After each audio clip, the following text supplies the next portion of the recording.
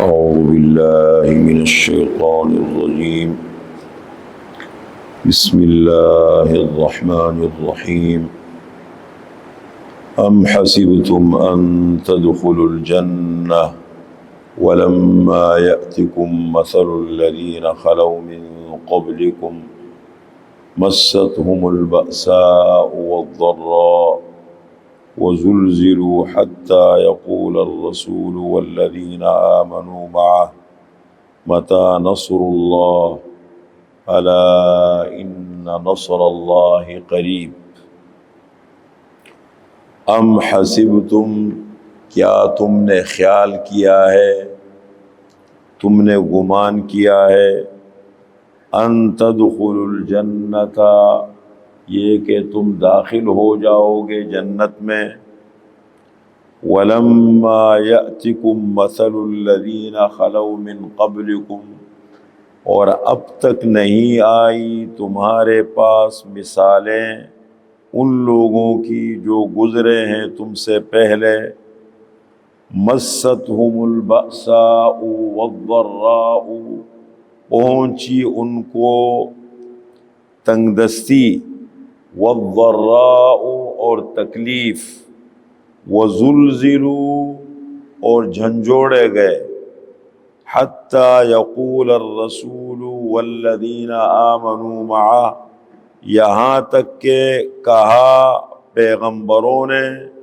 اور ان لوگوں نے جو ان کے ساتھ ایمان لائے تھے، متی نصر اللہ، اللہ کی مدد کب آئے گی، الا خبردار سنو، ان نصر اللہ قریب، بے شک اللہ کی مدد قریب ہے.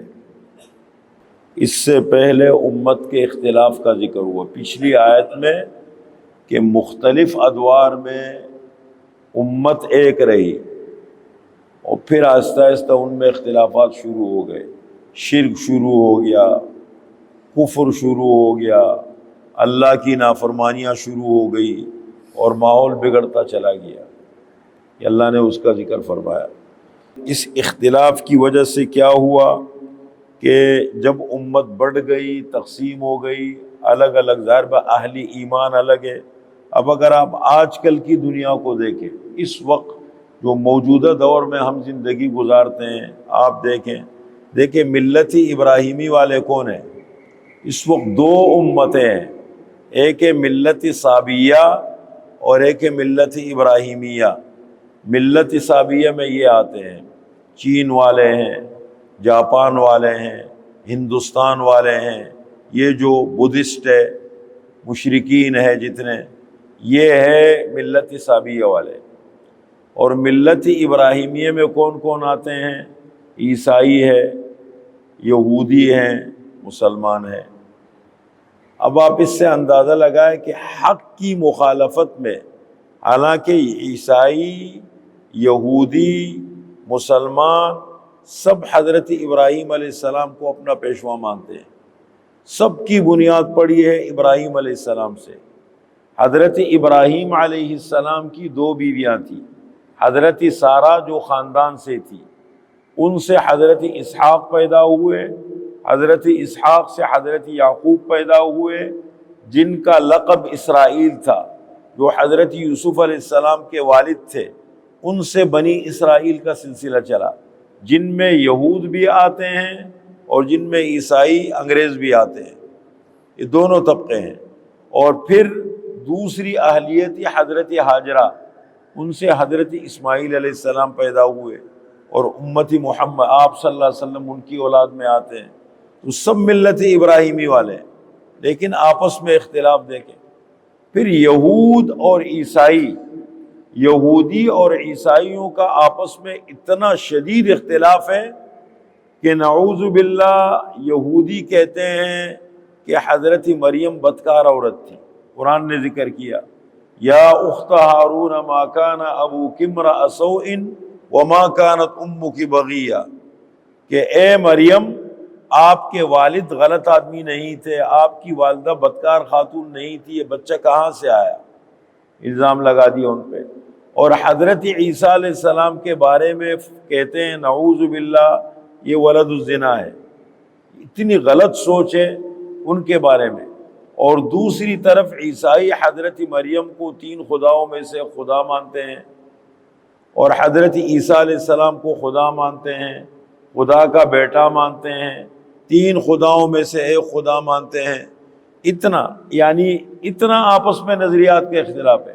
لیکن اپنے مفادات کے لیے 1914 سے پہلے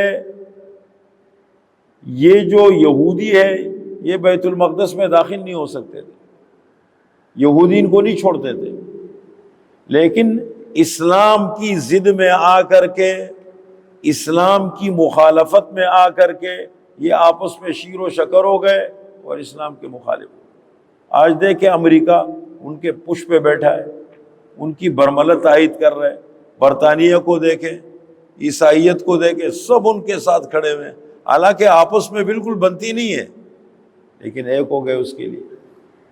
تو یہ سب آپس میں اختلاف، اس طریقے سے اختلاف. اب اسلام کی مخالفت شروع ہو گئی. جب اختلافات شروع ہو گئے، حق کی مخالفت شروع ہو گئی، اہل ایمان پر مشکل وقت آیا. اب دیکھیں نا، یہی جملہ ہے، یہی جملہ غزہ کے مسلمان بھی کہتے ہیں، فلسطین کے مسلمان بھی کہتے ہیں. ابھی میرے پاس پرسوں کسی نے کلپ بھیجا کہ اقوام متحدہ نے افغانستان کو پیغام بھیجا کہ ہمیں انسانی حقوق پر تشویش ہے افغانستان میں، ہم اپنا نمائندہ بھیجنا چاہتے ہیں. تو افغانستان میں طالبان کی حکومت نے ان کو کہا یا قدم بھی مت رکھو، قدم بھی مت رکھنا ہمارے ملک میں. جب ہمارے اوپر امریکہ بم برسا رہا تھا اور ہمارے ملک پر انہوں نے قبضہ کیا تھا، ہمارے بچے قتل ہو رہے تھے، اس وقت تم کہاں تھے انسانی حقوق کو پوچھتے ہو؟ اس وقت آپ لوگ کہاں تھے؟ اور اگر آپ نے انسانی حقوق کو پوچھنا ہے تو آپ غزہ چلے جائیں، ان کو لے پلے پوچھو. آپ کشمیر چلے جائیں، آپ برما چلے جائیں، پہلے ان کی خبر لو پھر ہمارے پاس. اب ہم فیصلہ کریں گے اپنا خود کہ افغان شہریوں کے حقوق کیا ہیں اور وہ ان کو کس طریقے سے ملنے چاہیے. تم فیصلہ نہیں کرو گے، ہم خود فیصلہ کریں گے. منع کر دیا، پابندی لگا دی.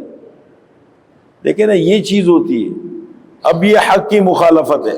اب دیکھیں دنیا کے اندر کیا ہو رہا ہے مسلمانوں کے ساتھ. اب سوچتے ہیں کہ ہم خود بھی سوچتے ہیں، جو اہل ایمان ہے، دین کا درد رکھنے والے، دین سے محبت کرنے والے ہیں، وہ یہ سوچتے ہیں کہ یہ اللہ کی مدد کب آئے گی. دیکھیں نا، برملا ایسے لگے ہوئے ہیں. اور مسلمانوں کی جو برائے نام حکومتیں ہیں مکمل ان کے غلام ہیں، ان کے ایجنٹ ہیں، ان کے لیے کام کر رہے ہیں. جتنے عالم اسلام کے ادارے ہیں یا حکمران ہیں، یہ ان کے لیے کام کر رہے ہیں.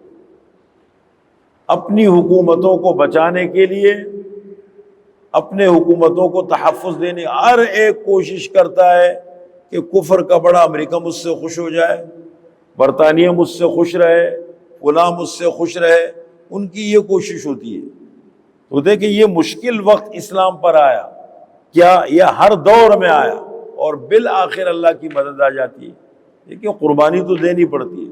قربانی کے بغیر انہوں نے بھی اگر یہ نظام مسلط کیا ہے، دنیا میں غلبہ حاصل کیا ہے، تو ان کے ایسے مفت میں نہیں ملا. انہوں نے قربانیاں دیے، انہوں نے بہت قربانیاں دے کے یہ غلبہ حاصل کیا ہے. اب اگر مسلمان قربانیاں دیں، بغیر قربانی کے ماحول کبھی نہیں بدلتا. اگر میں کہوں میرے گھر میں میرے بچوں کی اچھی تربیت ہو اور میں قربانی نہیں دیتا، ان کے لیے سوچتا نہیں ہوں، ان کے لیے فکر نہیں رکھتا ہوں، میں کہتا ہوں کہ آج کل کے ماحول میں اپنے معاملات کو، اپنے کاروبار کو صاف ستھرا کروں، کتنا بڑا جہاد ہے. اگر میں یہ کوشش کروں کہ آج کل کے ماحول میں غلط سسٹم کا حصہ نہ بنوں، کتنا بڑا مشکل کام ہے. یہ سب مشکلات ہے، یہ جہاد ہے. یہ قربانیاں دے کے انسان مقام کو پہنچتا ہے. ہم کہتے ہیں کہ بیٹھے بیٹھے میں مرضی اپنی چلاؤں، میں دنیا کے غلط چیزوں کا حصہ بن جاؤں اور اللہ کی رحمت مجھ پہ برسے. یہ نہیں ہوتا.